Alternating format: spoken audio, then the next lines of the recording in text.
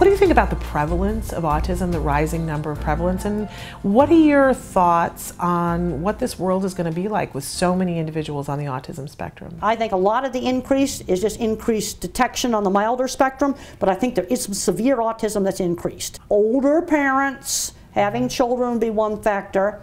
You know, lack of vitamins, like the B vitamins prior to pregnancy, chemical insults, taking prescription drugs in the first trimester. There's a whole lot of little insults like this that can interact with susceptible genetics. I work in a technical field, and there's mild autism and Asperger's and dyslexics all over it. One of the best millwrights in the feedlot industry is severe dyslexic. He's one of the best millwrights that there is, and that builds complicated feed mills. And the thing that worries me is they've taken so many of the hands-on classes out of the school: cooking, sewing, woodworking, metalworking, auto shop.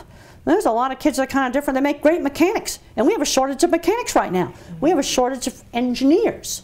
I'm getting concerned that there's some smart kids that are kind of different, kind of getting a handicap label. Now, where the diagnosis really makes a difference is later on in life with their relationships. And the wife is wondering why the husband is not very demonstrative and, you know, not very lovey-dovey and emotional. And this is where getting a diagnosis can really help their marriage, because then the wife understands. See, that's where that kind of, when it comes to relationships, that's where the diagnosis can really, really make a difference. I think one of the problems today is sort of a more social society today.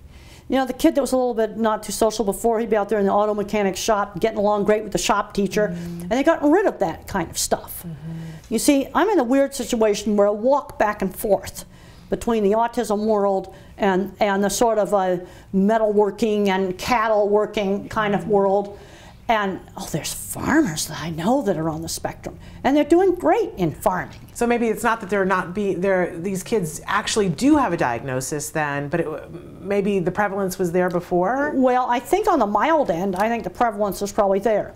But I think there's severe autism that has increased. There's way too much sugar in the diet. We also have an omega-3 deficient diet in this country. We're not getting enough omega-3s. I think let's go back to the alternative things: fish oil supplements, some of the B vitamins, and lots of exercise. Kids are eating way too much sugar, and kids are not just getting enough activity. You know, mother used to say to me, go outside and run the energy out of you. Well, and kids aren't doing that today, so that makes the ADHD worse.